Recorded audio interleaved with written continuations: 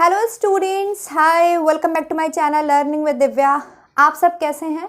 आज है 3 जनवरी 2023 और आज हम एक नया टॉपिक पढ़ेंगे जो कि है आपके फूड प्रिजर्वेशन। बहुत सारे स्टूडेंट्स हैं जिन्होंने इसको पोल करके मुझे वोट किया है। मैंने आपसे टेलीग्राम पर पोल पूछा था, 50% से ऊपर बच्चों ने इसको फूड प्रिजर्वेशन को पढ़ने के लिए जो है पोल किया है। एक इसका रीज़न और भी है कि अभी जो मुख्य सेविका का एग्ज़ाम होने वाला है, मुख्य सेविका का, उसमें भी ये टॉपिक आता है। तो टीजीटी, पीजीटी, एलटी आप जितने भी एग्जाम देंगे, आपके होम साइंस में अगर आप पढ़ते हैं तो फूड प्रिजर्वेशन टॉपिक इंपॉर्टेंट हो जाता है। ठीक है, तो आज हम बात करेंगे फूड प्रिजर्वेशन की। फूड प्रिजर्वेशन और इसके अलावा मैंने को आपको पढ़ाना है मेथड्स ऑफ कुकिंग, उसको भी मैं वीडियो दूंगी। एंड एक टॉपिक और आता है इसमें, वो होता है आपके किस तरीके से आप फूड की न्यूट्रिशनल वैल्यू बढ़ा सकते हैं, जिसमें आप जर्मिनेशन पढ़ते हैं, फर्मेंटेशन पढ़ते हैं, सब्लिमेशन पढ़ते हैं, है ना, सप्लीमेंटेशन पढ़ते हैं। तो ये सब क्या है, ये भोजन के पोषक तत्वों को हम किस तरह से बढ़ा सकते हैं, जैसे अंकुरण करके और क्या बोलते हैं, खमीरीकरण करके। ये टॉपिक भी हम पढ़ेंगे। ओके, आज हम पढ़ेंगे किस तरीके से हम अपने फूड को प्रिजर्व कर सकते हैं, मतलब खाद्य संरक्षण। ओके, यहाँ लिखती हूँ, चलो मैं हिंदी में भी लिख देती हूँ, खाद्य संरक्षण। खाद्य संरक्षण क्या है, फूड प्रिजर्वेशन क्या है, और आज हम इसके मेथड्स के बारे में भी जानेंगे। मेथड्स मतलब विधियां। ओके, सबको समझ में आ रहा है ना? मैं हिंदी और इंग्लिश दोनों के साथ चलती हूँ, हमेशा ही चली हूँ, आज भी चलूंगी। तो हम फूड प्रिजर्वेशन पढ़ेंगे, खाद्य संरक्षण के बारे में जानेंगे, भाई खाद्य संरक्षण क्या है और क्या क्या विधियां हो सकती हैं। यहाँ से क्वेश्चन आपके एग्जाम में आता है कि किस मेथड के थ्रू हम कैसे फूड को प्रिजर्व कर सकते हैं। तो चलिए स्टार्ट करें, let's start the topic students. Start करते हैं, स्टार्ट द टॉपिक। क्या बात है, मेरा डस्टर नहीं काम कर रहा है। अच्छा, रब नहीं कर रहा है। चलिए स्टार्ट करते हैं। सबसे पहले तो पर्पस क्या है फूड प्रिजर्वेशन का, हम करते क्यों है, फूड को प्रिजर्व करने की जरूरत क्या है। भाई फूड है, ठीक है, तो इसके अंदर क्या होता है, बहुत सारी बैक्टीरियल एक्टिविटीज हो सकती है, क्योंकि बैक्टीरियाज हैं, सबसे सूक्ष्म जीवाणु हैं, वो आपके फूड को खराब कर सकते हैं। या हो सकता है फूड में जो नमी पाई जाती है उसकी वजह से भी आपका फूड खराब हो जाए। तो ऐसे बहुत सारी विधियां हैं जिससे हम अपने फूड की शेल्फ लाइफ इंक्रीज कर सकते हैं। ये क्वेश्चन आरपीएससी में पूछा गया था, शायद अभी आरपीएससी का पेपर मैंने सॉल्व करवाया था, तब ये क्वेश्चन था कि फूड से क्या टर्म रिलेटेड है। आई डोंट नो क्या क्वेश्चन था, मुझे ध्यान नहीं आ रहा है, बट उसका आंसर था मे बी शेल्फ लाइफ। हमेशा फूड की शेल्फ लाइफ इंक्रीज होती है। ठीक है, हम कितने दिन तक अपने फूड को सही रख सकते हैं। ऐसा भी नहीं कि हम आज हमने सब्जी बनाई, हम 3 दिन बाद वो सब्जी कंज्यूम कर रहे हैं, ये गलत है, क्योंकि किसी ना किसी तरीके से वो सब्जी आपकी खराब हो जाती है। खाना हमेशा हमें ताजा बना हुआ खाना चाहिए, बट कुछ चीजों को हमें संरक्षित भी रखना होता है। जैसे दूध हो गया, तो दूध अब ऐसा तो नहीं कि आज सुबह दूध वाला आपको दूध देके गया, आपने पूरा 1 घंटे के अंदर गटक लिया, खत्म कर लिया, ऐसा तो नहीं करते हैं ना। दूध को हमें प्रिजर्व करना होता है नेक्स्ट डे तक के लिए, कि एटलीस्ट हमारा नेक्स्ट डे जब दूध आएगा तो हम इतने दिन तक के लिए, इतनी देर तक के लिए हमें जो अपने दूध को प्रिजर्व करना है। तो उसके लिए हम क्या क्या मेथड करते हैं, हम उसको बॉईल करते हैं, फिर हम उसको कूल करते हैं, फ्रिज में रखते हैं। तो ये जो बॉइलिंग करी ना आपने दूध के बैक्टीरियाज को खत्म करने के लिए, या फिर आपने जो उसको फ्रिज में रखा ना उसकी शेल्फ लाइफ इंक्रीज करने के लिए, बस यही है आपके फूड प्रिजर्वेशन के मेथड, भोजन को संरक्षित करने की विधियां। अलग अलग मेथड है, कभी हम ठंडे विधि से भोजन को संरक्षित करते हैं, कभी हम गर्म विधि से भोजन को संरक्षित करते हैं, फूड को प्रिजर्व करते हैं। मेन मुद्दा ये है, मेन ऑब्जेक्टिव ये है कि फूड की शेल्फ लाइफ को बढ़ाने के लिए, फूड की शेल्फ लाइफ को इंक्रीज करने के लिए, फूड के अंदर उपस्थित जो भी बैक्टीरियाज हैं, माइक्रो ऑर्गेनिज्म हैं, उनकी गतिविधियों को रोकना या फिर उनको खत्म करने के लिए, पूरी तरीके से निष्क्रिय करने के लिए या पूरी तरीके से उनको खत्म करने के लिए कुछ मेथड्स जो माइक्रो ऑर्गेनिज्म होते हैं उनको निष्क्रिय कर देते हैं। निष्क्रिय मतलब वो अपनी एक्टिविटी नहीं कर पाएंगे। मान लो ऐसे ऐसे एक्टिविटी कर रहा था बैक्टीरिया, तो अब वो ऐसा रह जाएगा, एक्टिविटी नहीं कर पाएगा। आई बात समझ में? कुछ मेथड ऐसे होते हैं जो इन बैक्टीरिया को खत्म ही कर देते हैं। क्या कर देते हैं? खत्म कर देते हैं। तो अलग अलग मेथड है, अलग अलग फूड पर आप अप्लाई करते हैं। तो सबसे पहले आपने क्या समझा, खाद्य संरक्षण क्या है, भोजन की शेल्फ लाइफ को बढ़ाना, जिससे हमारा फूड जो है हम अधिक समय तक उसको संरक्षित करके रख सकें, प्रिजर्व करके रख सकें। अब बहुत सी चीजें रॉ मटेरियल में होती है, लाइक आपके गेहूं है, चावल है, इसको भी हम संरक्षित करते हैं। इसको हम कैसे करते हैं, डिहाइड्रेट कर देते हैं, इसमें से बिल्कुल नमी सुखा देते हैं ना, तो ये भी एक मेथड है। तो इन्हीं मेथड्स की अब हम बात करने जा रहे हैं। ओके, तो आपने फूड प्रिजर्वेशन का मतलब समझ लिया, अब आप जानेंगे मेथड्स ऑफ फूड प्रिजर्वेशन। सब मेरे साथ कॉपी और पेन निकालेंगे और लिखेंगे। मैं इतने आराम आराम से लेक्चर आपको दे रही हूँ, तो आप अपने नोट्स जहाँ आपने बनाए हैं वहां पर एक पेज लगा लेना, और अगर अभी तक आपने इसका नोट्स नहीं बनाए हैं तो आप बना लीजिए। ओके, चलिए आप पढ़ेंगे मेथड्स ऑफ फूड प्रिजर्वेशन। मैं एफपी लिख रही हूं, ओके, शॉर्ट में। FP is food preservation. Okay, खाद्य संरक्षण, खाद्य संरक्षण की विधियां। इतना क्लियर है, विजिबल है? Give me a second. हाँ, दिख तो रहा है। खाद्य संरक्षण की विधियां। देखिए भाई, हम इसको 4 कैटेगरी में डिवाइड करेंगे। ओके, मैं इसको 4 कैटेगरी में डिवाइड करूंगी, first, second, third and the fourth one. पहला मेथड है मेरा बाय कूलिंग मेथड। आप इसको लिखिए ठंडी विधि से, ठीक है,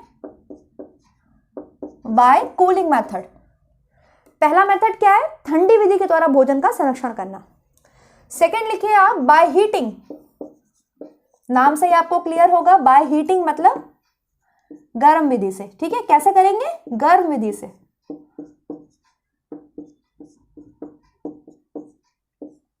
ओके, थर्ड लिखिए डिहाइड्रेशन। डिहाइड्रेशन मतलब पूरी तरीके से नमी को सुखाकर। ठीक है, नमी को सुखाकर। आप इसको ड्राइंग मेथड भी लिख सकते हैं। ये ठंडी विधि हो गई, ये हीटिंग विधि हो गई, ये ड्राइंग मेथड हो गया।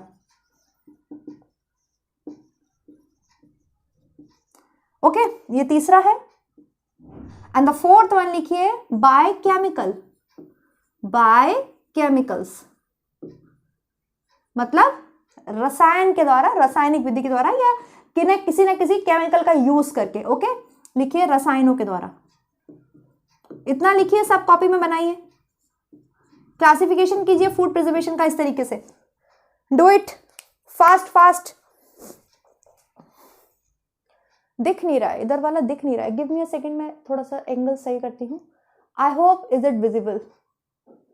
अभी कुछ ठीक है? दिखा कुछ? चलो ठीक है, एक सेकेंड, थोड़ा सा एंगल ठीक करने की कोशिश करती हूँ मैं। Give me a second. हाँ,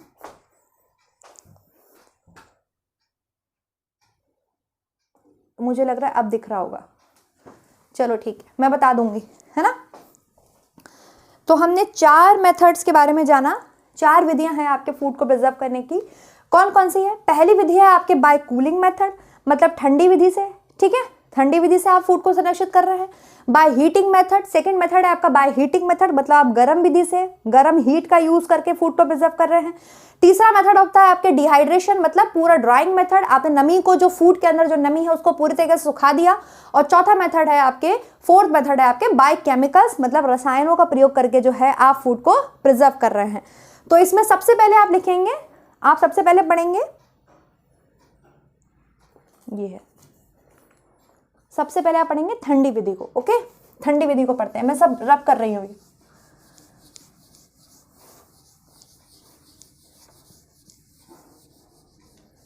चलिए, ठंडी विधि में देखिए सबसे पहले तो आपके आ जाता है घरेलू विधि थी, जो कि आपको पता है कि भाई पहले रेफ्रिजरेटर नहीं हुआ करते थे, तो परिवार में क्या करते थे लोग, जो फैमिली के लोग थे, वो ठंडे स्थान पर फूड को रखते थे बना करके, है ना। और ऐसा भी नहीं था कि पहले इतनी गर्मी पड़ती थी, पहले इतनी गर्मी नहीं पड़ती थी।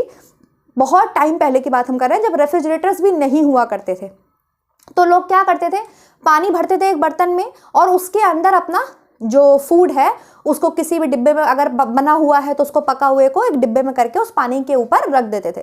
तो ठंडे पानी से क्या होता था, बैक्टीरियाज की एक्टिविटी जो होती है, जो बैक्टीरिया हैं जो एक्टिवेट हो जाते हैं, उनको जब टेम्परेचर अच्छा मिलता है, मोस्टली गर्म टेम्परेचर जब मिलता है, तो वो जल्दी से एक्टिवेट होते हैं, वो नहीं हो पाते थे। ठीक है, ठंड में जो बैक्टीरियाज होते हैं उनकी एंजाइमेटिक रिएक्शन थोड़ी कम हो जाती हैं। तो एक तो ठंडी विधि से इस तरीके से घरेलू स्तर पर आप संरक्षण करते थे बहुत पहले जमाने में। दूसरा मेथड आप लिखेंगे, घरेलू विधि हो गया। दूसरा आप लिखेंगे घरेलू, ठीक लिखा है ना मैंने? हाँ, सही लिखा है। जैसे ठंडी रेत हो गया या ठंडे स्थान पर रखना, हाँ ठीक है। सेकंड लिखिए रेफ्रिजरेटर। रेफ्रिजरेटर जिसे आप फ्रिज बोलते हैं, अपने घरों में आपके सबके होता है फ्रिज। अब क्या है, आपके फ्रिज में रखते हैं आप खाना, ठीक है। घरों में फ्रिज का यूज करते हैं, सब्जी, दूध, अंडा आदि को आप रखने के लिए आप फ्रिज का यूज करते हैं, रेफ्रिजरेटर का यूज करते हैं। ओके, नॉर्मल फ्रिज का जो टेम्परेचर होता है वो -4 डिग्री सेल्सियस होता है। नॉर्मल फ्रिज का टेम्परेचर, फ्रिज का टेम्परेचर की बात करिए, माइनस होता है ना, माइनस में होगा नहीं, 4 डिग्री सेल्सियस होता है, माइनस नहीं होता है। जो फ्रीजर होता है उसका होता है -18 डिग्री सेल्सियस, ठीक है। ये फ्रीजर का टेम्परेचर है। फ्रीजर नहीं होता है कि आपके घरों में सब में आपके फ्रिज में जिसमें बर्फ जम जाती है, उसका टेम्परेचर होता है आपके -18 डिग्री सेल्सियस, और फ्रिज का टेम्परेचर जो होता है वो होता है आपके 4 डिग्री सेल्सियस। देखिए यहाँ पे डेटा जो है वो थोड़ा सा चेंज हो सकता है, मैं इसको एक बार और अच्छे से पढ़ के जब मैं इसके क्वेश्चंस कराऊंगी तो आपको और क्लियर कर दूंगी। हालांकि मुझे जो पता है फ्रिज का टेम्परेचर 4 डिग्री सेल्सियस होता है, आपको 4 से 5 डिग्री सेल्सियस भी मिल सकता है, तो कोई वैसी बात नहीं है। और जो आपके फ्रीजर होता है ना जिसमें आप बर्फ जमाते हो, उसका टेम्परेचर -18 डिग्री सेल्सियस होता है। तो एक तो घरेलू विधि हो गया, ठंडी रेत हो गया, ठीक है, या कोई ठंडा स्थान हो गया, उसमें आपने पहले करते थे, घर में संरक्षित करते थे। अब दूसरा आप क्या हो गया, रेफ्रिजरेटर, फ्रिज। और तीसरा आपके होता है चिल स्टोरेज, पहले कोल्ड होगा फिर चिल, कोल्ड स्टोरेज। ऐसा नहीं है कि पहले चिल नहीं लिख सकते, मैंने ऐसे मतलब इसको याद किया हुआ है। And the fourth one is chill storage. लिखिए, कोल्ड स्टोरेज जैसे कि बड़े पैमाने पर कमर्शियल लेवल पर इसका यूज किया जाता है, कोल्ड स्टोरेज का और चिल स्टोरेज का। आपने देखा होगा आपके घरों के आसपास भी या कहीं पर जहां पर आलू वगैरह बहुत कोल्ड स्टोरेज होता है, अंडा है, दूध है, फल है, बड़े कमर्शियल लेवल पर, व्यावसायिक स्तर पर जब इनको संरक्षित किया जाता है तो कोल्ड स्टोरेज और चिल स्टोरेज पे किया जाता है। लिख लीजिए, कोल्ड स्टोरेज का टेम्परेचर लिखिए 0 से 30 डिग्री फ़ारेनहाइट, और चिल स्टोरेज का लिखिए 31 to 45 डिग्री फ़ारेनहाइट। टेम्परेचर लिख लीजिए, टेम्परेचर मस्ट इंपॉर्टेंट है क्योंकि यहां से क्वेश्चन पूछे जाते हैं, यहां से क्वेश्चन आते हैं। ये कमर्शियल लेवल पर आप इसका यूज करते हैं। 0 से 30 डिग्री फ़ारेनहाइट टेम्परेचर होता है कोल्ड स्टोरेज का, और चिल स्टोरेज का लिख लीजिए 31 से 45 डिग्री फ़ारेनहाइट टेम्परेचर होता है। जिसमें आपसे यहां से क्वेश्चन पूछा जाता है, फल सब्जियां कितने पर संरक्षित रहती हैं, अंडा दूध कितने पर रहते हैं, चीज पनीर कितने पर रहते हैं चिल स्टोरेज में। तो लिखिए फल सब्जियां, अंडा दूध, ये क्वेश्चन आता है टीजीटी में, पूछा जा चुका है ना। और तीसरा क्या था इसमें, चीज और पनीर, चीज और पनीर।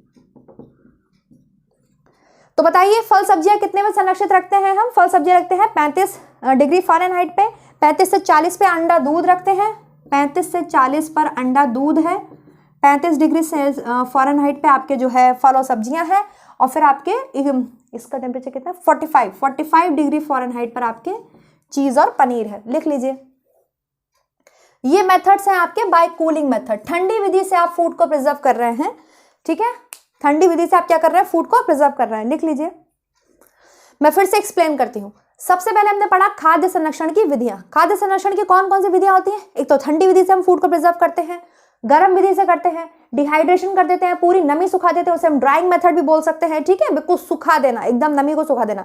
और फोर्थ मेथड क्या था आपके, बाय केमिकल्स, कुछ केमिकल्स का यूज करके, लाइक सॉल्ट है, लाइक आपके सोडियम बेंजोएट है, उसकी बात अभी हम करेंगे। जब हम ठंडी विधि की बात करते हैं तो ये फर्दर इसमें 4 मेथड्स हैं। ओके, पहला तो था घरेलू विधि, जिसमें ठंडी रेत में या ठंडे स्थान पर रख के पहले के जमाने के लोग क्या करते थे, फूड को प्रिजर्व करते थे, ठंडे पानी में आपने फूड को मतलब रख दिया किसी बर्तन में करके, ठीक है। दूसरा होता है आपके घरों में जो अब यूज किया जाता है, जो आप घरों में यूज करते हैं, जिसको आप रेफ्रिजरेटर बोलते हैं, फ्रिज बोलते हैं, ठीक। तो फ्रिज में क्या होता है, जो फ्रिज का टेम्परेचर होता है वो 4 डिग्री से 5 डिग्री सेल्सियस हो सकता है।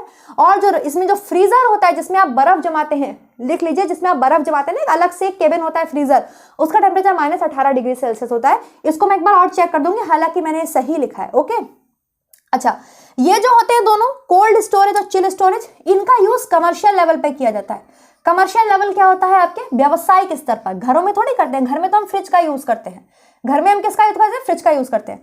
कोल्ड स्टोरेज और चिल स्टोरेज का यूज जो है हम कमर्शियल लेवल पर करते हैं। कमर्शियल लेवल मतलब व्यावसायिक स्तर पर, जब भाई अंडा है, दूध है, आपके घर तक आता है जो, तो वो कहीं ना कहीं तो प्रिजर्व किया जाता होगा ना, तो वहां की हम बात कर रहे हैं। तो पहले कोल्ड स्टोरेज है, फिर चिल स्टोरेज है। चिल मतलब बहुत ज्यादा चिल, ओके। कोल्ड मतलब ठंडा ठंडा, इसलिए मैं पहले कोल्ड लिखती हूँ फिर चिल लिखती हूँ, ऐसे मैंने इसको याद किया हुआ है। तो कोल्ड का टेम्परेचर होता है 0 से 30 डिग्री फ़ारेनहाइट, मतलब कोल्ड स्टोरेज में जो भी चीज प्रिजर्व की जाती है वो 0 से 30 डिग्री फ़ारेनहाइट टेम्परेचर पर आपके प्रिजर्व की जाती है। चिल स्टोरेज में आपके 31 से 45 डिग्री फ़ारेनहाइट टेम्परेचर होता है। कितना होता है? 31 से 45। अब देखो अलग अलग बुक में अलग अलग मिलेगा, तो इसको लेके तो मैं बहस नहीं कर सकती क्योंकि इतने राइटर्स हैं, सबके अलग अलग मत हैं। मैंने अप्रॉक्सीमेट जो मुझे लगता है कि इतना टेम्परेचर होना चाहिए, जो मैंने पढ़ा है उसके अकॉर्डिंग मैंने यहाँ पर इसको लिखा हुआ है। Okay, is it clear? तो ये मुझे मत बताना कि मैम हमारे में ये लिखा है हमारे में वो लिखा है। भाई आप किसी भी राइटर की बुक लो, थोड़ा बहुत ऊपर नीचे तो होता ही है। ओके, चिल स्टोरेज में 31 से 45 डिग्री फ़ारेनहाइट है, जिसमें हम फल सब्जियां संरक्षित करते हैं, अंडा दूध करते हैं, चीज और पनीर करते हैं। तो फल सब्जियां हम 35 डिग्री फ़ारेनहाइट पे करते हैं, अंडा दूध हम 35 से 40 डिग्री फ़ारेनहाइट पे करते हैं, चीज और पनीर को हम 45 डिग्री फ़ारेनहाइट पे संरक्षित करते हैं। इसे आप लिख लीजिए बच्चे जल्दी जल्दी, या इसका स्क्रीनशॉट ले लीजिए, मैं साइड में हो गई हूँ।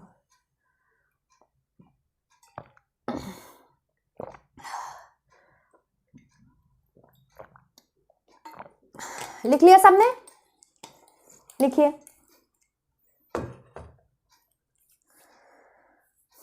चलिए अब मैं इसको रब करती हूं, ठीक है। ये तो हो गया आपके ठंडी विधि से भोजन को संरक्षित करने की विधियां। अब सेकंड आप लिखेंगे by heating method. Heating method मतलब गर्म विधि से, जहां पर आप टेम्परेचर का यूज कर रहे हैं। कैसे? गर्म टेम्परेचर। यहाँ पे कैसा था? सब ठंडा ठंडा था। अब हम गर्म विधि से भोजन को संरक्षित करने की विधियां पढ़ेंगे, जिसमें हम पाश्चराइजेशन पढ़ते हैं, स्टेरिलाइजेशन पढ़ते हैं, ब्लैंचिंग पढ़ते हैं, ठीक है ना, और बॉटलिंग पढ़ते हैं, कैनिंग पढ़ते हैं। जो आपके फूड्स होते हैं उसको कैन में बंद करके भेजा जाता है, बॉटलिंग की जाती है। उसमें सब में आपके गर्म जो है विधि को, हीटिंग मेथड को, प्री थर्मल मेथड को आपके यूज किया जाता है। उसे आप थर्मल प्रोसेस भी बोल सकते हैं, ठीक। तो सेकंड मेथड लिखिए आप बाय हीटिंग। बाय हीटिंग या गर्म विधि से।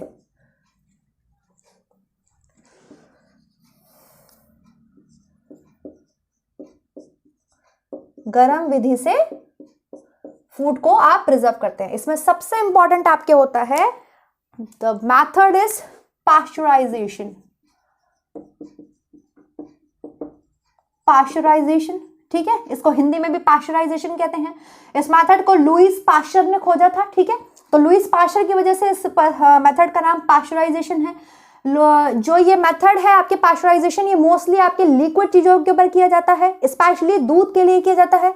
आप लिख लीजिए, क्वेश्चन आपसे पूछा जा चुका है टीजीटी में या पीजीटी में, कभी तो पूछा ही क्या, पूछा भी जाता है कि पाश्चराइजेशन मेथड किसके लिए किया जाता है? तो स्पेशली फॉर मिल्क। बट ऐसा नहीं कि केवल मिल्क ही करते हैं, बियर वगैरह को भी पाश्चराइज किया जाता है। पहले जो लुईस पाश्चर ने जब मेथड खोजा था तो वो बियर के ऊपर ही था, ठीक है।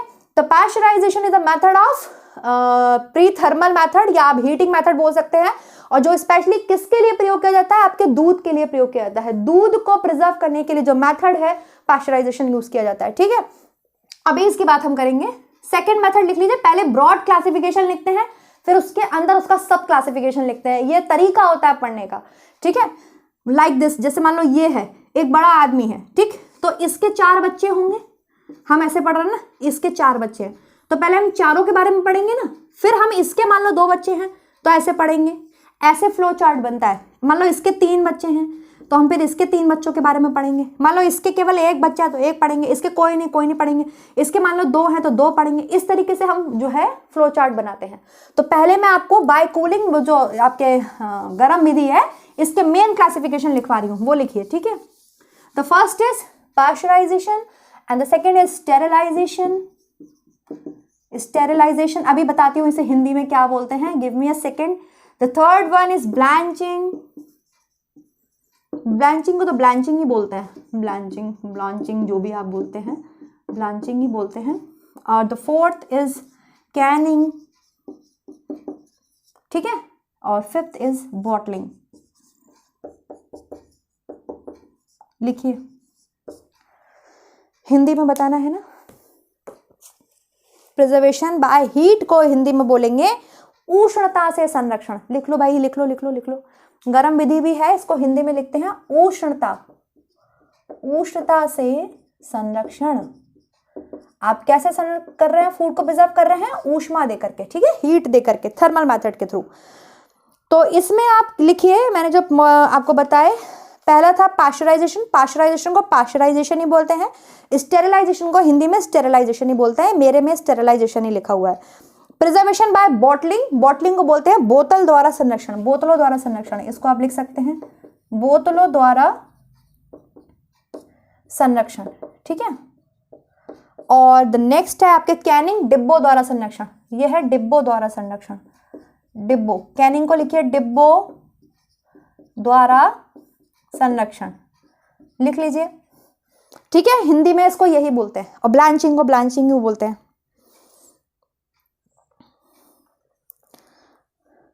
बोतलों द्वारा संरक्षण और कैनिंग में यहीं पढ़ा देती हूँ, ठीक है। कैनिंग क्या है, डिब्बों द्वारा संरक्षण कैनिंग की विधि कहलाती है। मैं अगर पूछूंगी डिब्बों द्वारा संरक्षण कौन सी विधि कहलाती है, तो आप बोलेंगे डिब्बों द्वारा संरक्षण कैनिंग विधि कहलाती है, ठीक है। ये कैनिंग का उपयोग मुख्य रूप से आपके व्यापारिक संस्थानों में किया जाता है। वही चीज आपने कैन फूड खाया होगा, कैन जो कैन नहीं आते, केन इसको बोलते हैं आप, उसमें। तो इसमें जो होता है बहुत ही कमर्शियल लेवल पे ये यूज किए जाते हैं, बॉटलिंग कैनिंग दोनों ही। हालांकि ये सब कमर्शियल लेवल पे किया जाता है, पाश्चराइजेशन आप घर में नहीं करते, आप मिल्क को सिंपल बॉयल करते हो, ओके।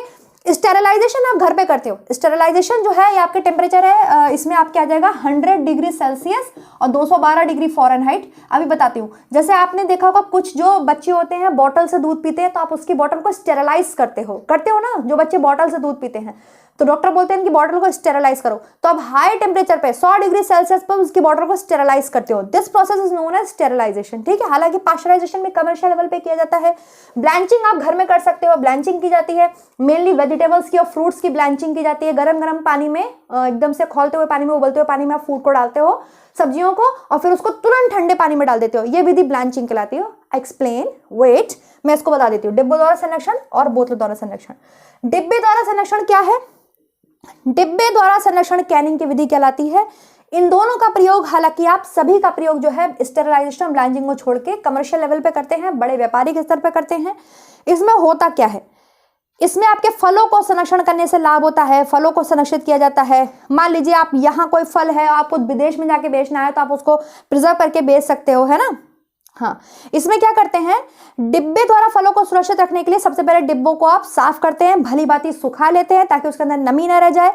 डिब्बों के अंदर अगर जंग लगी है, वार्निश लगी है, जंग लगी है, वार्निश लगी है, तो उसे भी साफ कर देते हैं। जब डिब्बे बिल्कुल तैयार हो जाते हैं, तब आप फलों को पकाकर इसमें भर देते हैं। फलों को, फ्रूट्स को, जैम है, जेली है, उस टाइप से भरते समय इस बात का ध्यान आपको रखना चाहिए कि डिब्बे के ऊपर कुछ स्थान शेष रहे। फलों को डिब्बे में भरने के तुरंत बाद ही ढककर जो है कसकर बंद कर देना चाहिए उसका ढक्कन, और ढक्कन की चूड़ी भली भांति फिट हो जाए, इसका उसको सील बंद कर देना चाहिए। सिंपल है, जैसे आप बॉटलिंग करते हो, बॉटल्स में आपके स्क्वैश नहीं आते हैं या आपके ये पीने वाली चीजें आती हैं कोई भी, तो बॉटलिंग द्वारा संरक्षण और डिब्बों द्वारा संरक्षण, ये दोनों में मेथड में आपके हीटिंग मेथड को यूज किया जाता है, थर्मल मेथड को यूज किया जाता है। बस सिंपल इतना ही आपसे पूछा जाएगा और दुनिया भर की चीजें नहीं पूछी जाएंगी, ठीक है। इतना समझ में आ गया, चलो आगे बढ़ो। अब हम पढ़ेंगे पाश्चराइजेशन को। पहले पाश्चराइजेशन पढ़ेंगे जो कि बहुत इंपॉर्टेंट है, जहां से हमारे क्वेश्चन आता है। ब्रॉड क्लासिफिकेशन लिख लिया, अब पाश्चराइजेशन के अंदर लिखेंगे आप।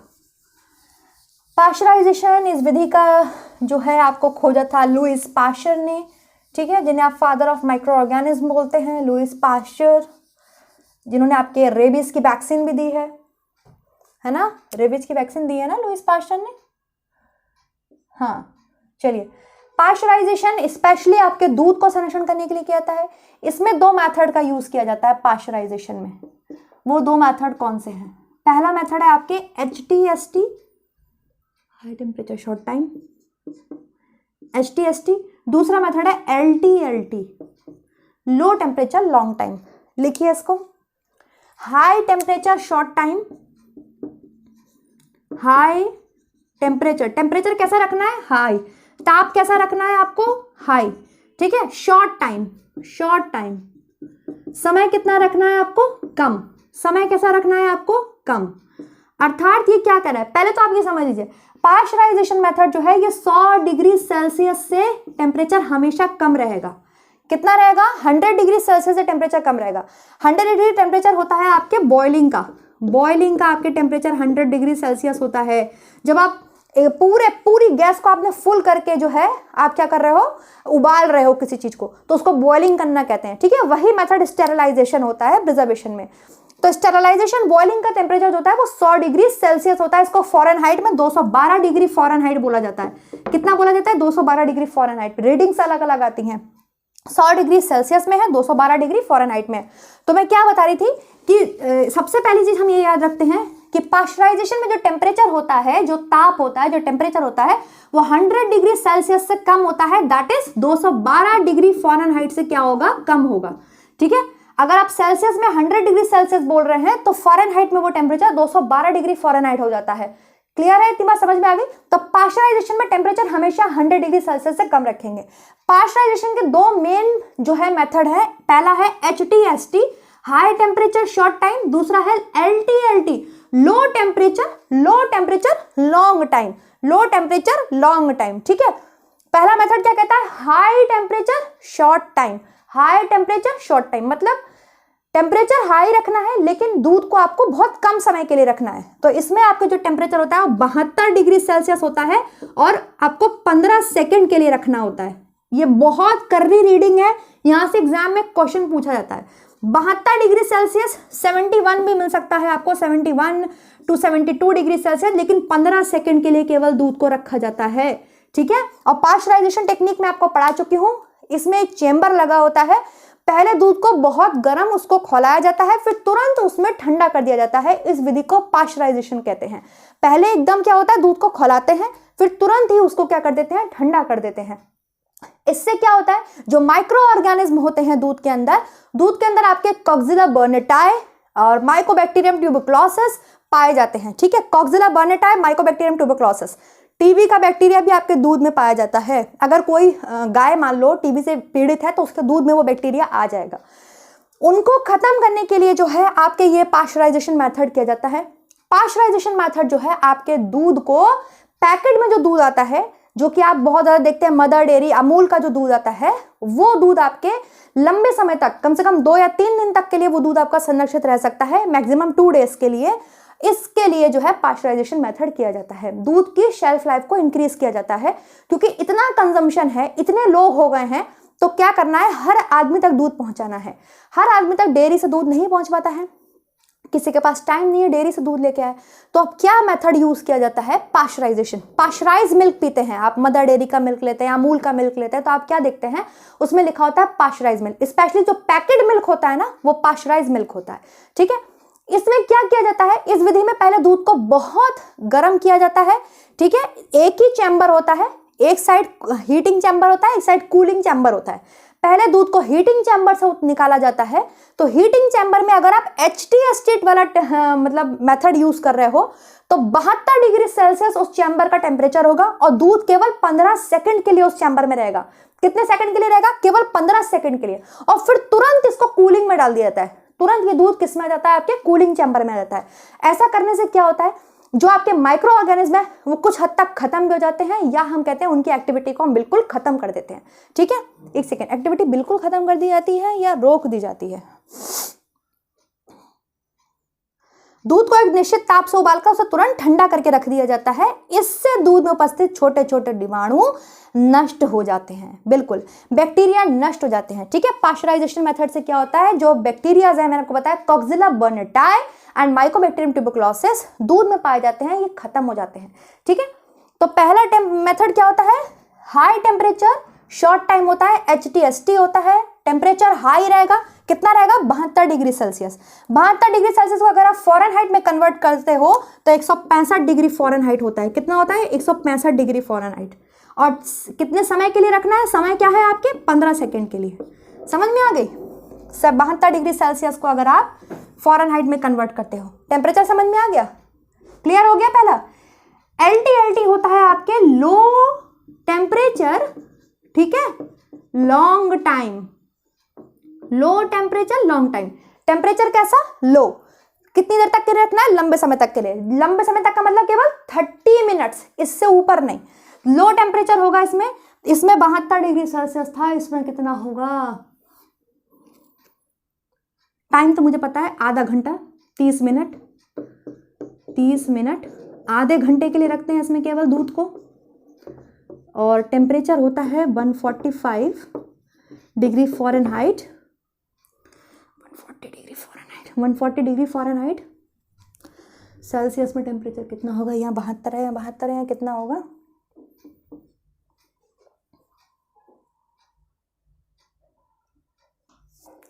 दिमाग में नहीं आ रहा, इतनी गुस्सा आ रही है। 140 डिग्री फ़ारेनहाइट तो होता है, मुझे पता है temperature 62 degree Celsius. Give me a second, अब मैं चेक करूँगी।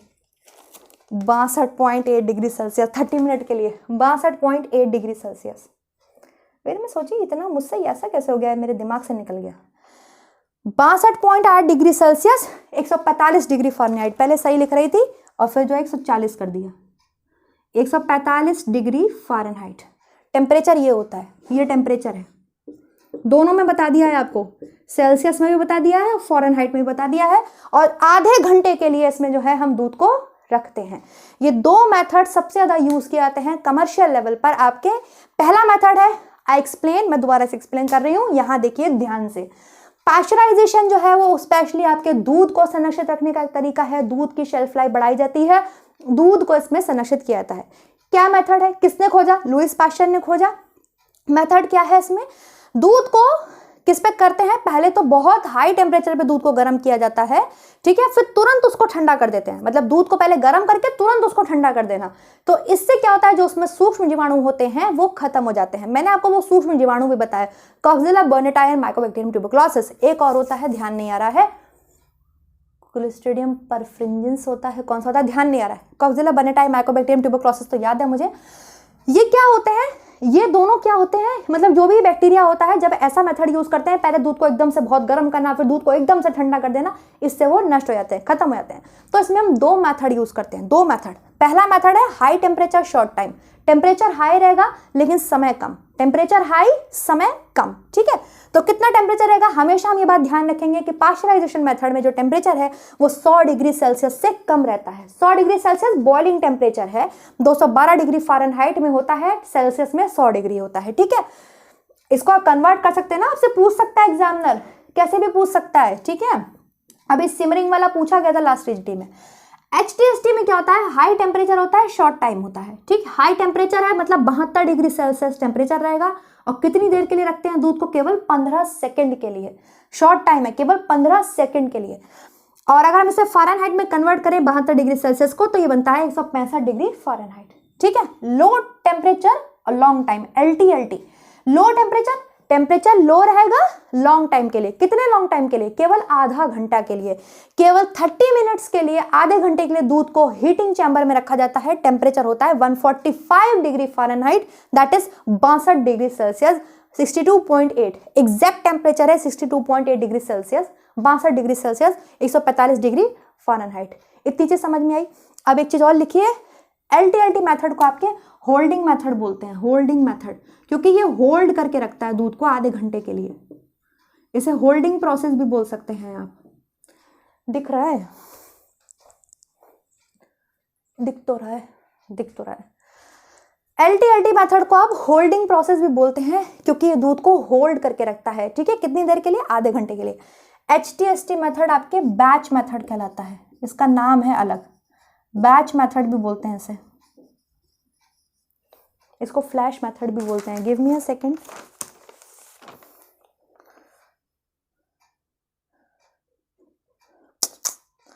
फ्लैश मेथड बोलते हैं, बैच मेथड इसे बोलते हैं, होल्डर प्रोसेस बोलते हैं, और इसे फ्लैश मेथड, इसे बैच, गलत हो गया बेटा, यहाँ पे बैच नहीं आएगा, यहाँ फ्लैश आएगा, फ्लैश और बैच इसको बोलते हैं। इसको दो नाम है, होल्डिंग प्रोसेस और बैच मेथड। बैच मेथड, देखो एक चीज दिखाऊं, ये देखो मेरे नोट्स, बस इतने से हैं, दिख रहे हैं सबको, दिख रहे हैं, बस ये इतना सा नोट्स है मेरा, और ये मेरे कमरे में चिपका रहता है, दिन भर इसको देखती हूँ मैं, दिन भर। ये देखो, जब जाती हूँ रूम में तब इसे देखती हूँ, दिख रहा है, बस इतना सा नोट्स है फूड प्रिजर्वेशन का, बस। और ये इतना ही नोट है, इसके ऊपर कुछ भी नहीं है एक्स्ट्रा, बाकी जो कुछ है बुक में है, बस इसी को पढ़ती रहती हूँ और आपको पढ़ा रही हूँ, केवल इतना नोट है मेरा, ठीक है। एग्जैक्ट पढ़ा दिया है, समझ में आ गया। चलो आगे बढ़ते हैं। अरे मेरा डस्टर कहाँ खो जाता है, ये है, इतना समझ में आ गया। LT मेथड को आपके दो नाम है, इसको होल्डिंग प्रोसेस भी बोलते हैं, इसको बैच मेथड भी बोलते हैं। बैच मेथड मतलब, और होल्डिंग प्रोसेस मतलब क्योंकि दूध को आधे घंटे के लिए होल्ड करके रखता है, होल्डिंग प्रोसेस है ये। और इसे फ्लैश मेथड के नाम से जाना जाता है, HTST को। एक और होता है पाश्चराइजेशन में, UHT बोलते हैं उसे, अल्ट्रा हाई टेम्परेचर। उससे क्वेश्चन आता नहीं है, अल्ट्रा हाई टेम्परेचर से, UHT, ठीक है। उसमें तो शायद 1 या 2 सेकंड के लिए, ना 3 सेकंड के लिए दूध को रखा जाता है। बता दूंगी इसका भी, टेम्परेचर बहुत हाई होता है इसमें, 100 डिग्री सेल्सियस से जाता है, 130 डिग्री सेल्सियस होता है शायद टेम्परेचर, बता दूंगी। लेकिन ये 100 डिग्री सेल्सियस से नीचे में आते हैं दो। UHT की बात कभी कर लेंगे, ठीक है। अल्ट्रा हाई टेम्परेचर, जो पैकेट दूध नहीं आता है आपका, जो वो टेट्रा पैकिंग दूध आता है, अमूल के पैकेट देखे होंगे दूध के आपने, वो अल्ट्रा हाई उससे आता है पाश्चराइजेशन से। इतना क्लियर हो गया, रब कर रही हूँ। अच्छा, उष्णता से संरक्षण में आपने सबसे पहले पढ़ा पाश्चराइजेशन, 2 प्रोसेस पढ़ ली इसकी, HTST, LTLT।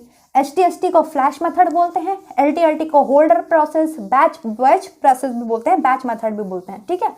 दोनों में टेम्परेचर 100 डिग्री सेल्सियस से कम रहेगा। 100 डिग्री सेल्सियस मतलब बॉइलिंग टेम्परेचर होता है, स्टेरलाइजेशन का टेम्परेचर होता है। स्टेरलाइजेशन में जो टेम्परेचर होगा आपके स्टेरिलाइजेशन, जहां पर आप क्या करते हो, मैंने आपको सबसे बड़ी एग्जांपल इसका दिया, बच्चों की दूध की बोतल को आप जो है, बच्चों की जो मिल्क की बोतल होती है उसको आप क्या करते हो, स्टेरलाइज करते हो, जस्ट आपको याद करने के लिए। तो इसमें जो टेम्परेचर होगा वो 100 डिग्री सेल्सियस होगा, 212 डिग्री फ़ारेनहाइट होगा, ठीक है। इसमें इतना टेम्परेचर होगा।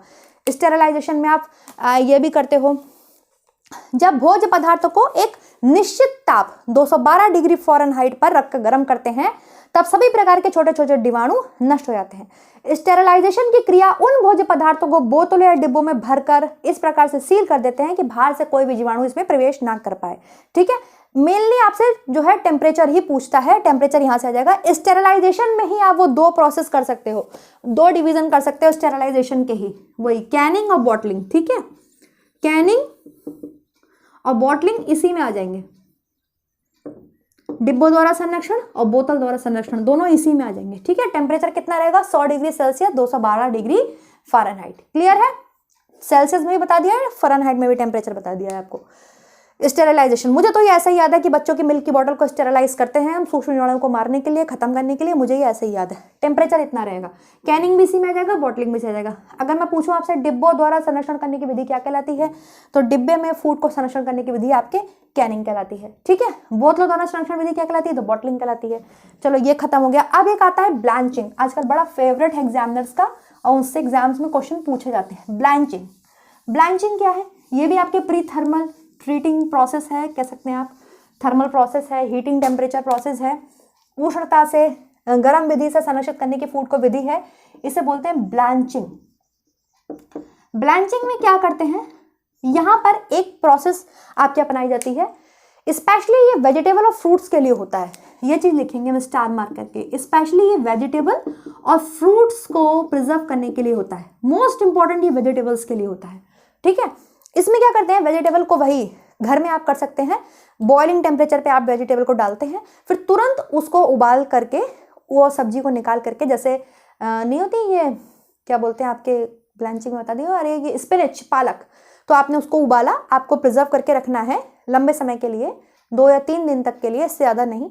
तो आप क्या करते हो, आपने उसको उबलते हुए पानी में उबाला और फिर उसको तुरंत आपने ठंडे पानी में डाल दिया और खूब आइसी वाटर मतलब एकदम ठंडा पानी, ठीक है, आइसी वाटर बोल रही हूँ मैं, उसको ठंडे पानी में ऐसे ऐसे करके निकाल के फिर आपने उसको प्रिजर्व करके रख दिया।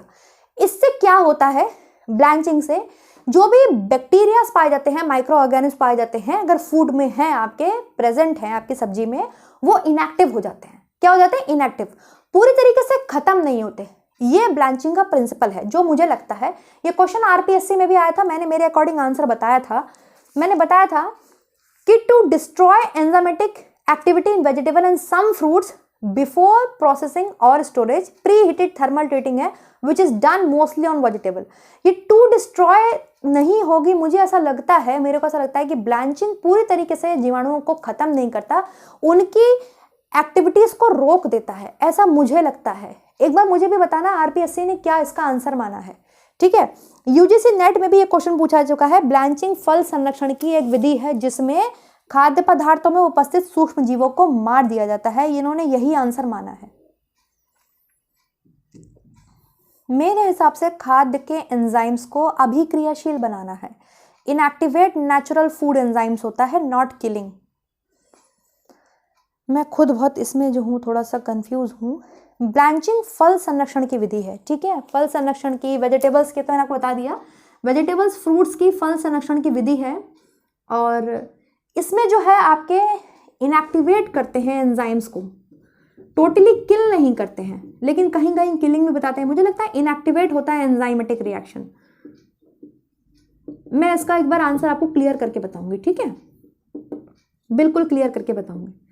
खाद्य पदार्थों में से सूक्ष्म जीवों को बिल्कुल मार देता है। हालांकि यूजीसी नेट में तो आंसर शायद यही माना गया, खाद्य पदार्थों में उपस्थित सूक्ष्म जीवों को मार देता है, लेकिन पता नहीं क्यों मुझे ऐसा लगता है सूक्ष्म जीव को मारता नहीं है, इनएक्टिवेट कर देता है, केवल इनएक्टिवेट नेचुरल फूड एंजाइम्स। चलो ठीक है, इसको मैं एक बार क्लियर कर दूंगी, ठीक है, कि पूरी तरीके से खत्म करता है। आरबीएससी के क्वेश्चन आंसर्स में मैंने क्या बताया था, मैंने तो पूरा यही बताया शायद, to destroy enzymatic activities in vegetables.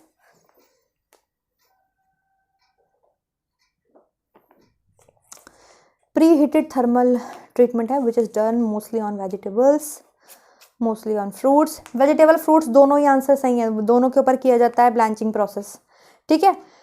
To destroy enzymatic activity in vegetables and some fruits before processing और स्टोरेज।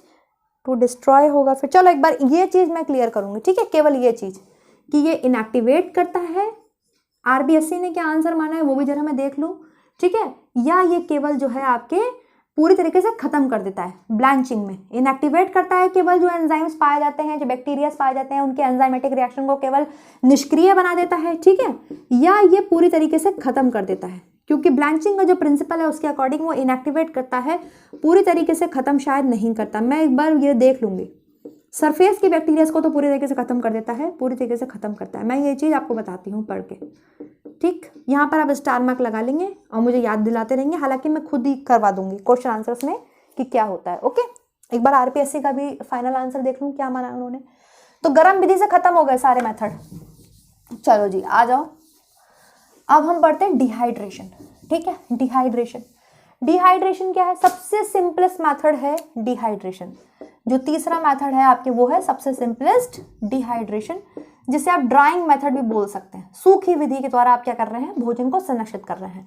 डिहाइड्रेशन मतलब पूरी तरीके से भोजन की नमी को सुखा देना, ठीक है, पूरी तरह से भोजन में पाई जाने वाली नमी को सुखा देना। जैसे आप पापड़ बनाते हैं, ठीक है,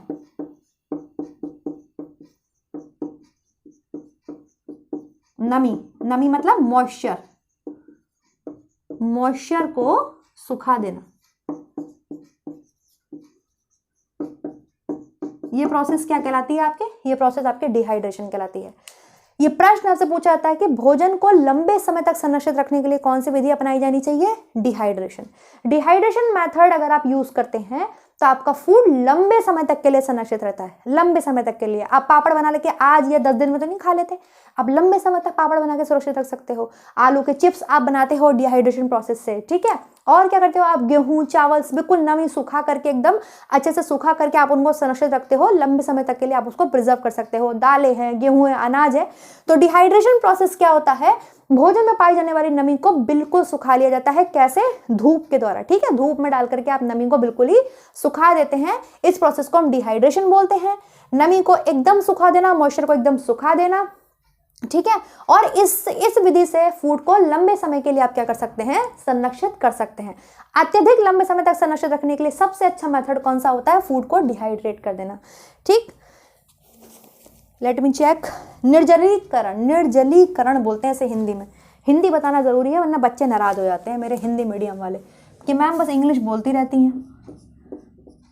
निर्जलीकरण नाम ही है कि निर्जल कर दो, एकदम पानी एकदम सुखा दो, निर्जलीकरण कर दो, ठीक है। हाँ जी, भारत एक कृषि प्रधान देश है, सब लिखा ही है वही सब। धूप में सुखा करके आप जो है वही एग्जाम्पल्स लिखे हैं। आलू के चिप्स, पापड़, कच्चे आम की खटाई, कुछ लोग सब्जियां भी सुखा के रख लेते हैं, जैसे हरी मिर्च वगैरह एकदम सुखा के रख लेते हैं, ठीक है। आर्द्रता सुखा करके उन्हें आप संरक्षित कर सकते हैं। धूप में गर्म हवा से आप इनको सुरक्षित कर सकते हैं, ठीक है। तो ये तो आपके हो गया डिहाइड्रेशन।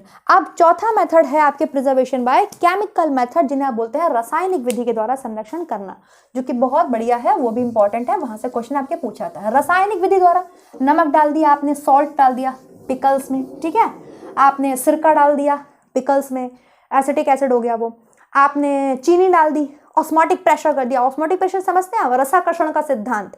आपने मुरब्बे में, जैम में, जली में चीनी की मात्रा ज्यादा करती है। चीनी भी आपके प्रिजर्व करने के लिए बहुत अच्छी चीज होती है। जैसे सबसे बड़ी एग्जांपल है उसका मुरब्बा। तो मुरब्बा जो है वो रसाकर्षण के सिद्धांत पे काम करता है, ऑस्मोटिक प्रेशर पे काम करता है, ठीक है। चलिए वही अब समझते हैं। और इसके अलावा आपके सोडियम बेंजोएट है, ये सब आप स्क्वैश वगैरह में डालते हो। और एक आपके मेथड होता है, इनके लिए किया जाता है स्मोकिंग मेथड। स्मोकिंग मेथड भी आप इसमें कर सकते हो, लिख सकते हो, ठीक है। तो फोर्थ आप लिखिए बाय केमिकल्स, बाय केमिकल्स, ठीक है, रासायनिक विधि द्वारा संरक्षण कर रहे हैं हम, रासायनिक विधि के द्वारा फूड का संरक्षण कर रहे हैं, जिसमें आप लिख लीजिए पहला पिकलिंग, पिकलिंग लिख लीजिए, अचार बनाना, है ना। पिकलिंग के लिए आप नमक यूज कर सकते हैं, NaCl सोडियम क्लोराइड, और आप क्या यूज करते हैं, नमक, सिरका यूज करते हैं, ठीक है, अचार बनाने के लिए सिरका, एसिटिक एसिड, सिर पर एसिड डाल, ऐसे याद भी है मुझे ये एसिटिक एसिड, ठीक है। पिकलिंग मतलब अचार बनाना, अचार बना करके आप अपनी सब्जियां हैं, गाजर है, मूली है, गोभी है, मिक्स अचार बना सकते हैं, आप अपनी फूड को प्रिजर्व कर सकते हैं। तो पहला मेथड लिखिए पिकलिंग। दूसरा लिखिए सॉल्टिंग, नमक लगा के रख सकते हैं, सॉल्टिंग, ठीक है। पिकलिंग में भी आप नमक का यूज करते हैं, सिरका का यूज करते हैं, सॉल्टिंग मेथड भी हो सकता है। बाय शुगर्स लिखिए, बाय शुगर्स, शुगर मतलब जिसको आप बोलते हैं रसाकर्षण का सिद्धांत, रसाकर्षण का सिद्धांत, है ना, सही बोल रही हूँ ना मैं, जिसमें आप स्पेशली जैम, जेली, मुरब्बे के लिए आप इसका यूज करते हैं, लिख लीजिए। एक आता है आपके वो स्मोकिंग प्रोसेस। स्मोकिंग स्पेशली आपके उसके लिए किया जाता है, मांस के लिए किया जाता है। धुएं से जो है, धुआं ऐसे कोयले पर जो है कोयला जलाते हैं, फिर उसके धुएं से मछली है, मांस है, मांस का कलर पिंक बना रहे, जो मांस होता है, जो लोग देखते होंगे उसका कलर पिंक बना रहे, उसके लिए उसको स्मोक करके रख देते हैं। स्मोकिंग मतलब धुएं से उसको संरक्षित कर देते हैं, उसके कलर को पिंक बनाए रखने के लिए। तो स्मोकिंग स्पेशली मांस के ऊपर किया जाता है, ठीक है। बाय शुगर्स में आप लिख सकते हो जैम, जेली, मुरब्बा, और पिकलिंग में आप अचार वगैरह लिख सकते हो, नमक है, सिरके का यूज करते हैं, सॉल्टिंग करते हैं, स्मोकिंग लिख लीजिए। और किस किस का यूज करते हैं, ये सब केमिकल मेथड्स में आ जाएंगे। फिर आते हैं आपके बाय केमिकल्स। कौन कौन से केमिकल्स यूज करते हो आप, बाय केमिकल्स, रसायन का प्रयोग करके। इसमें आप करते हो सोडियम बेंजोइक, अचार में एसिटिक एसिड, ठीक है, अचार में एसिटिक एसिड एक रसायन ही तो है। इसके अलावा सोडियम बेंजोइट का यूज करते हो आप, सोडियम मेटाबाइसल्फेट का यूज करते हो, पैक्टिन पाउडर का यूज करते हो आप, लिख लीजिए। सोडियम बेंजोइट आप टोमेटो सॉस में यूज करते हो, टोमेटो सॉस में स्पेशली आपके यूज किया जाता है, ये सब क्वेश्चन पूछे जाते हैं, है ना। सोडियम बेंजोइट आप यूज करते हो टोमेटो सॉस में। स्मोकिंग करते हो, स्मोकिंग मांस के लिए की जाती है, धुआं कर देना, धुएं द्वारा मांस को संरक्षित करना, उसके कलर को पिंकिश बनाए रखना। शुगर्स के द्वारा आप रसाकर्षण का सिद्धांत, ऑस्मोटिक प्रेशर का जो है ये सिद्धांत इस पे आ जाता है ना। चलिए इतना लिख लिया सबने। इसी में एक आप लिख लीजिए, बहुत इंपॉर्टेंट है, बाय रेडिएशन, बाय रेडिएशन, चाहे अलग से लिख लो एक कॉलम बना के, 5वां कॉलम बना लेना, bye radiation. Bye radiation process जो होती है ये आपके फलों, सब्जियों को संरक्षित करने की बहुत अच्छी विधि है। मान लो ये एक फ्रूट है,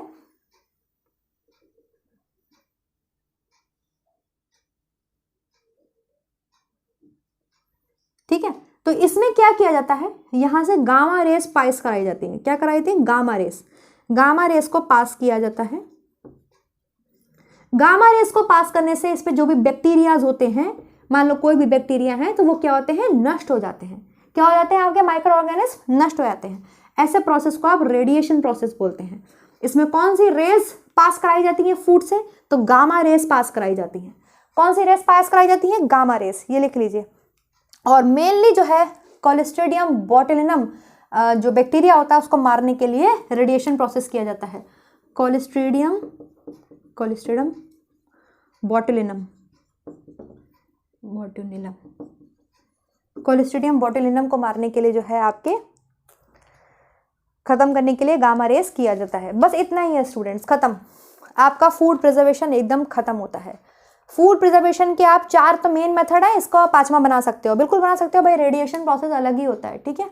बाय रेडिएशन, रेडिएशन प्रोसेस में क्या होता है, जो भी फ्रूट है या जो भी वेजिटेबल है उस पर से गामा रेस को पास कराया जाता है। तो जब गामा रेस पास होती है तो जो मान लो ये फूड है, मैं फूड हूँ, यहाँ से गामा रेस आ रही है, तो मेरे अंदर जो भी माइक्रो ऑर्गेनिज्म होंगे वो गामा रेस उसको खत्म कर देती हैं। मेनली कौन सा बैक्टीरिया खत्म करती है, क्लोस्ट्रीडियम बोटुलिनम बैक्टीरिया होता है, जो कि आपके डिब्बा बंद भोज पदार्थों में पाया जाता है। डिब्बे बंद भोज पदार्थ जो सड़ जाते हैं वो क्लोस्ट्रीडियम बोटुलिनम की वजह से ही सड़ते हैं, है ना। तो उसको ही खत्म करने के लिए आपके गामा रेस को यूज किया जाता है। समझ में आ गया। ये हो गए बायोकेमिकल्स। केमिकल्स में आपको मैंने टोमेटो सॉस में सोडियम बेंजोइट बता दिया, अचार में आपके सिरका में आपके एसिटिक एसिड बता दिया। और बताओ और कौन कौन से हैं। नाइट्रेट्स और नाइट्रिक मीट कलर्स को बचा कर रखते हैं। स्मोकिंग में आपके मांस मछली पे की जाती है, धुएं के द्वारा संरक्षण कर रहे हैं। पेक्टिन पाउडर किस में डालोगे, जैम जेली में पेक्टिन पाउडर डालोगे, है ना। बस ये सारे आपके, स्क्वैश में सोडियम मेटाबाइसल्फेट का यूज करते हैं, ये बुक्स में भी मिल जाएगा आपका। नींबू का यूज करते हैं, नींबू का यूज भी तो करते हैं, नींबू भी तो आपके जो है सिट्रिक एसिड, वो भी तो आपके प्रिजर्वेशन में कहाँ हेल्प करता है। तो बस इतना स्टूडेंट हो गया आपके। ये है आपके फूड प्रिजर्वेशन की विधियाँ, फूड प्रिजर्वेशन की विधियाँ। I hope is it clear. मेरा डस्टर कहाँ गया। मुझे बस एक चीज़ आपको बताने के लिए रह गई है, ब्लांचिंग का main purpose, main principle of blanching, कि वो जो है एंजाइमेटिक रिएक्शंस को बिल्कुल खत्म कर देता है या केवल थोड़ी देर, मतलब स्टॉप कर देता है, ठीक है। बैक्टीरियाज को एकदम खत्म कर देता है या स्टॉप करता है। ये बहुत मेन चीजें हैं, मुझे थोड़ा सा कंफ्यूज करती हैं। मैं इसको और अच्छे से पढ़ूंगी, फिर मैं आपको इसको क्लियर करा दूंगी। बस केवल एक चीज रह जाती है, वो मैं क्वेश्चंस में करा दूंगी। चलो लेट्स क्विक रिवीजन, रिवाइज कर लेते हैं बहुत तेजी के साथ, ठीक है। एकदम क्विक रिवीजन होगा, बहुत तेजी से आप रिवाइज करेंगे मेरे साथ सारे बच्चे। मैंने आपको आज क्या पढ़ाया, मैंने आपको पढ़ाया है आज फूड प्रिजर्वेशन, एफपी से मैंने लिख लिया है, ठीक है। फूड प्रिजर्वेशन, खाद्य संरक्षण की विधियां। खाद्य संरक्षण की हमने मेन 4 विधि डाली, मैंने 5वीं भी बता दी आपको। पहली विधि है हमने कौन सी करी आपके, ठंडी विधि, ठंडी विधि। फिर हमने करी हीटिंग से, फिर हमने करा ड्राइंग मेथड, डिहाइड्रेशन, निर्जलीकरण, फिर हमने करा केमिकल्स, और फिर हमने करा रेडिएशन, ठीक है, रेडिएशन। गामा रेस का यूज करते हैं। ठंडी विधि में हमने घरेलू विधि पढ़ी, जिसमें हम फ्रिज का यूज करते हैं, ठंडी रेत वगैरह का यूज करते हैं। इसके अलावा हमने कोल्ड स्टोरेज पढ़ा, और फिर हमने चिल स्टोरेज के बारे में पढ़ा। कोल्ड स्टोरेज का टेम्परेचर 0 से 30 डिग्री फ़ारेनहाइट था। चिल स्टोरेज का टेम्परेचर आपके 31 से 45, ठीक है। तो फल, सब्जियां, दूध, अंडे आप चिल स्टोरेज में, आपको टेम्परेचर के साथ मैंने याद करा दिए। दूध और अंडा कितने पे करते हैं आप, 31 से 40 डिग्री सेल्सियस पर। अंडा दूध 35 से 40 डिग्री फ़ारेनहाइट पे आप अंडा दूध सुरक्षित रखते हैं। क्वेश्चन आपसे पूछा जा चुका है, ठीक। हीट विधि की बात करें, अगर हम आपके हीटिंग थर्मल मेथड की बात करें, तो इसमें आपके क्या आता है, उष्णता से में इसमें आपके आता है पाश्चराइजेशन, स्टेरिलाइजेशन, ब्लैंचिंग, ठीक है। पाश्चराइजेशन के 2 मेथड पढ़े हमने, HTST, LTLT। Sterilisation 100 degree Celsius 212 degree Fahrenheit पे आप करते हैं, उसमें भी आपने 2 मेथड पढ़े, बाय कैनिंग, बाय बॉटलिंग, ठीक है। तीसरा मेथड हमने पढ़ा ब्लैंचिंग। ब्लैंचिंग का केवल मेन प्रिंसिपल रह गया है बताना मुझे, वो मैं क्वेश्चंस में बता दूंगी कि ये बिल्कुल खत्म कर देता है माइक्रो ऑर्गेनिज्म को, या फिर उनकी एक्टिविटीज को रोक देता है, ठीक है। केमिकल मेथड्स में हमने क्या पढ़ा, केमिकल मेथड में हमने पिकलिंग पढ़ा, सॉल्टिंग पढ़ा, स्मोकिंग पढ़ा, और हमने पढ़ा बाय केमिकल्स। पिकलिंग मतलब अचार बना सकते हैं, उसमें नमक डाल के अचार को सुरक्षित रख सकते हैं, हम एसिटिक एसिड डाल सकते हैं, सिरका डाल सकते हैं, ठीक है। और क्या कर सकते हैं हम, जैम, जेली, मुरब्बा बना सकते हैं चीनी के द्वारा, बाय शुगर्स। केमिकल्स कौन कौन से, सोडियम बेंजोइट आप टमाटो सॉस में यूज करते हैं, ठीक है। और क्या था, स्मोकिंग, जो कि मांस मछली के लिए धुएं के द्वारा उनके कलर्स को पिंकिश वगैरह रखने के लिए किया जाता है। रेडिएशन में क्या हम यूज करते हैं, गामा रेज यूज करते हैं, गामा रेज यूज करते हैं, जो कि क्या करता है, रेडिएशन में आपके क्लोस्ट्रीडियम बोटुलिनम जो मेन आपके बैक्टीरिया है उसको खत्म करने के लिए एक और मेथड है फूड को प्रिजर्व करने का, उसे हम बोलते हैं रेडिएशन, ठीक है, रेडिएशन। जिसमें हम कौन सी रेस का यूज करते हैं, गामा रेस का यूज करते हैं, gamma rays. I hope is it clear, आपको ये पूरा टॉपिक क्लियर हो गया होगा, दैट्स ऑल, ठीक है। एक एक्ट आया था, वो तो अडल्ट्रेशन का है, PFA एक्ट, जब अडल्ट्रेशन पढ़ाऊंगी तब बता दूंगी। चलो कुछ क्वेश्चन पूछ लेती हूँ, 3-4 बहुत तेजी के साथ, मेरे पास क्वेश्चंस हैं, अभी टाइम है मेरे पास, ठीक है। चलिए बताइए, निम्न में से कौन सा पदार्थ खाद्य संरक्षण में प्रयोग किया जाता है? कौन सा पदार्थ? Sodium benzoate, sodium carbonate, sodium acetate, sodium chloride. Answer करिए। जीआईसी प्रवक्ता का एग्जाम में क्वेश्चन पूछा जा चुका है ये, जल्दी बताइए। अभी बात कर रहे हैं सोडियम बेंजोइड डालते हैं, सोडियम बेंजोइड डालते हैं, सोडियम बेंजोइड डालते हैं, ठीक है। निम्न में से कौन से खाद्य में क्लोस्ट्रीडियम बोटुलिनम विषाक्त पैदा होने की संभावना हो सकती है? अभी मैंने बताया क्लोस्ट्रीडियम बोटुलिनम जो बैक्टीरिया है स्पेशली आपके डिब्बाबंद भोज्य पदार्थों में पाया जाता है। तो कम अम्लीय खाद्य, अधिक अम्लीय डिब्बाबंद खाद्य, बेकरी के खाद्य, उपरोक्त में से कोई नहीं। आप आंसर करेंगे अधिक अम्लीय डिब्बाबंद खाद्य। स्पेशली जो आपके कैंड फूड होते हैं, डिब्बाबंद भोज्य पदार्थ होते हैं, वो क्लोस्ट्रीडियम बोटुलिनम नामक बैक्टीरिया से खराब होते हैं, ठीक है। चलिए और बताइए, क्वेश्चन बताइए। कितनी बार एक क्वेश्चन पूछा गया कि which of the following is used as a preservative of food articles? निम्नलिखित में से कौन सा पदार्थ खाद्य संरक्षण में प्रयोग किया जाता है? सोडियम बेंजोइड, ठीक है। चलिए नेक्स्ट बताइए। टोमेटो सॉस को तैयार करने में प्रयोग करते हैं। टोमेटो सॉस में अभी हमने बात करी, क्या डालते हैं? पोटेशियम परमैंगनेट डालते हैं आप, सोडियम क्लोराइड मतलब NaCl नमक डाल देते हो, सोडियम बेंजोइड डालते हो, पोटेशियम बेंजोइड डालते हो, सोडियम बेंजोइड डालते हैं, ठीक है। दूध को पाश्चराइज किया जाता है क्यों? सूक्ष्म जीवाणु को मारने, दूध को लंबे समय तक सुरक्षित रखने के लिए, क्रीम निकालने के लिए पाश्चराइजेशन करते हैं आप, खमीर उत्पन्न करने के लिए पाश्चराइजेशन करते हैं, या विटामिन बढ़ाने के लिए पाश्चराइजेशन करते हैं? जल्दी बताइए। सूक्ष्म जीवाणु को मारने के लिए और दूध की शेल्फ लाइफ बढ़ाने के लिए हम पाश्चराइजेशन करते हैं। चलिए और बताइए, क्वेश्चन है,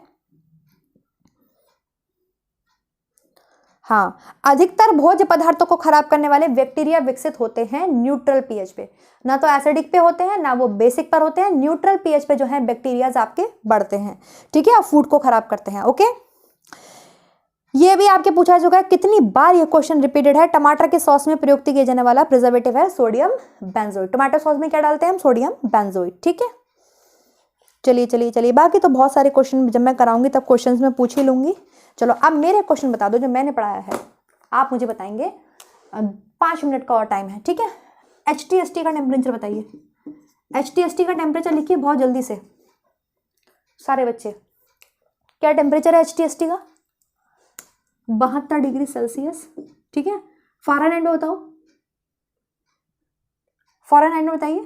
165 डिग्री फ़ारेनहाइट, ठीक है। और टाइम बताइए, शॉर्ट टाइम है 15 सेकेंड। कितना? 15 सेकेंड। इसको क्या बोलते हैं? इसका अदर नेम क्या है? इसका एक दूसरा नाम है फ्लैश मेथड। क्या बोलते हैं? Flash method. चलिए LT का टेम्परेचर बताइए। LT का लॉन्ग टाइम लो टेम्परेचर, लंबे समय के लिए रखना है दूध को। कितना होगा? 62.8 degree Celsius, 145 degree Fahrenheit, 30 minute के लिए। 30 मिनट के लिए। इसके अदर नेम बताइए बहुत तेजी के साथ। बैच एंड होल्डिंग प्रोसेस या होल्डर प्रोसेस, जो होल्ड करके रखे दूध को, ठीक है, होल्डर प्रोसेस। बस that's it. Bye bye. Like subscribe share कर दीजिएगा। Thank you so much guys. Do subscribe, do share and do comment. आपको वीडियो कैसा लगा? आपको फूड प्रिजर्वेशन समझ में आया या नहीं समझ में आया? एनी डाउट, एनी क्वेरी आप कमेंट कर सकते हो। ओके, चलो बाय।